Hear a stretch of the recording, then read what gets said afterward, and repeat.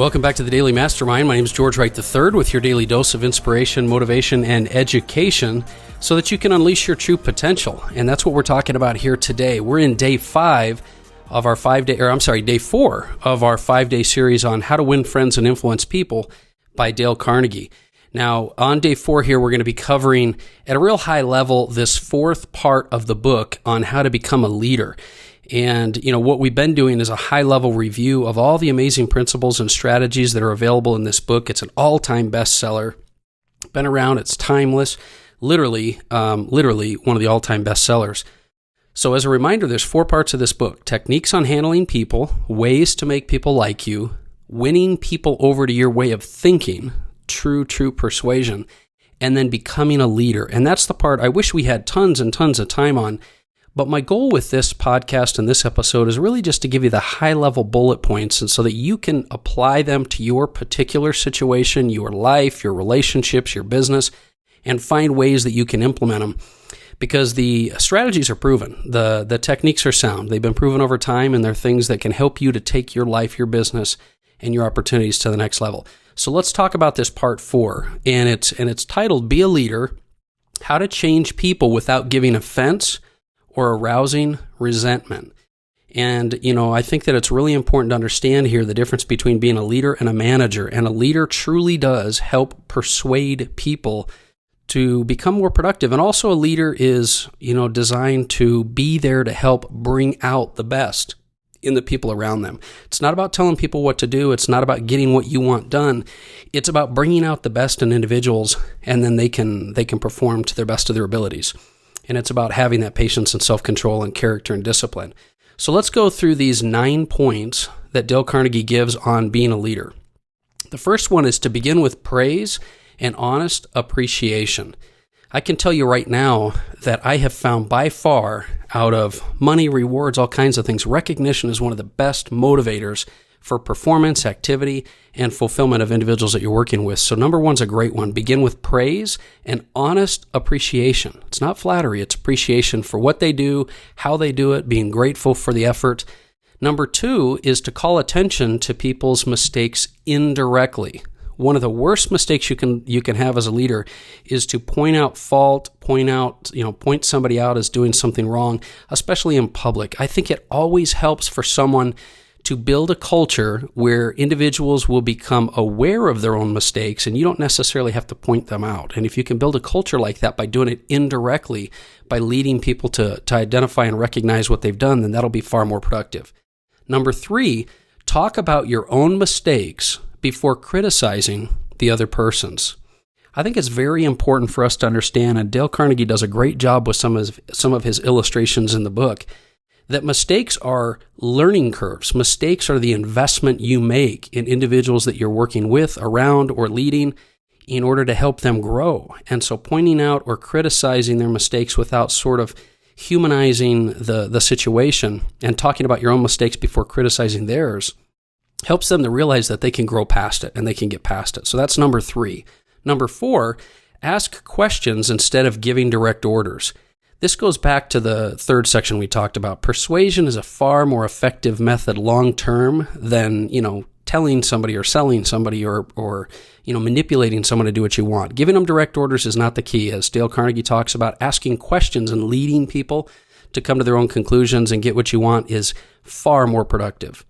Number 5, let the other person save face. I think this one's pretty self-explanatory. The bottom line is you cause more issues than you would by, making a point than you would by letting them save face, especially if mistakes are made. You want to use that as a growth experience. Number 6 is to praise the slightest improvement and praise every improvement. Now, one of the things I've learned over time, especially in leadership positions, is that you can get a lot of traction and you can build up a lot of loyalty and you can build up a lot of long-term dedication if you can start to recognize improvement in people, because people want to grow, people want to develop. And because we're our own worst critic, right? So it's hard for us to kind of identify things in ourselves that we're accomplishing or that we're making good progress with. So pointing out those improvements, every single improvement can create lots and lots of loyalty and production with people that you're working with. Number 7, give the other person a fine reputation to live up to. This kind of dovetails a little bit from the last one, but as a leader, your goal is to see the best possible outcome that anyone can have. As a CEO and a mentor and a guide for other individuals, I've found that the more that I can give them this vision of what I believe they could become and help them to understand and buy into that, the more they're going to want to be that, the more they're going to want to live up to that reputation. And so number 7 is a great one. Number 8, use encouragement. Make the fault seem easy to correct. So look, when you find something is done wrong or inadequate or not up to par, when you point things out like that, the best thing you can do is help individuals to see the other perspective of the solution. And we talk about finding win-wins, creating a focus of solutions. And when you do that through encouragement, what people are going to do is they're going to start to have that culture of knowing that mistakes will come and grow. But when you visualize mistakes or failure as failure rather than learning, then you try to avoid them. When you visualize and understand that your mistakes are learning and growth, then you'll want to go fail 5 times faster. That's the key. So use encouragement and make the fault seem easy to correct. And number 9, the final one in being a leader, is make the other person happy about doing the thing you suggest. The best way to do that is to make sure that you align people with their unique talents and their unique abilities and that they feel that they're committed and have some value in what they're doing. So make the other person happy about what they're doing and what you suggest. And those are the 9 points for being a leader, how to change people without giving offense or arousing resentment.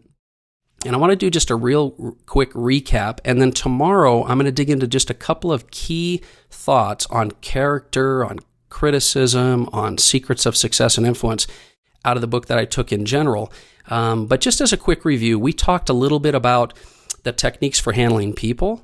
We talked 3 of those techniques. We talked about 6 ways to help people to like you. And we talked about the way to win people over to your way of thinking. There's 12 ways with that. And then today, 9 ways on how to be a leader. I want to really highly encourage you to go pick up a copy of How to Win Friends and Influence People, because we're going to summarize a few things tomorrow, and I want to apply it to some business principles and things that I've learned. But I find that when you can go through the stories and the illustrations and things that Dale Carnegie offers, what you're going to find is that you'll be able to relate to certain situations. You'll find little areas in your life that you know that you can apply in a better way. And the goal here is for us to grow, right? If you want to create the life you are meant to live, if you want to create the best version of yourself, you constantly need to look for ways to grow. And these points, these strategies, these principles are all amazing ways to do that. I know that you have a lot of potential inside you. We all do. No matter where you're at, you can 10 times where you are. And I believe you can do that. The more you learn, the more you earn, the more you grow, the happier and more fulfilled you'll be. So that's my message for today. I appreciate you checking in with me. You are the average of the 5 people that you hang out with, and you've been hanging out with me today, and I'm glad that you were spending some time. I look forward to some comments and even some feedback from you. If there's some things you'd like to have on this podcast, let me know. And download the Daily Mastermind mobile app. I think it's something that'll help you greatly. It's all free resources for entrepreneurs and investors. And so I hope that will make a big difference for you in your life. I look forward to talking with you tomorrow. We're going to talk about a little bit of high level of this book, also a couple of lifestyle things I've got for you. And so have an amazing day. I'll talk with you soon. This is George Wright III, and this has been the Daily Mastermind.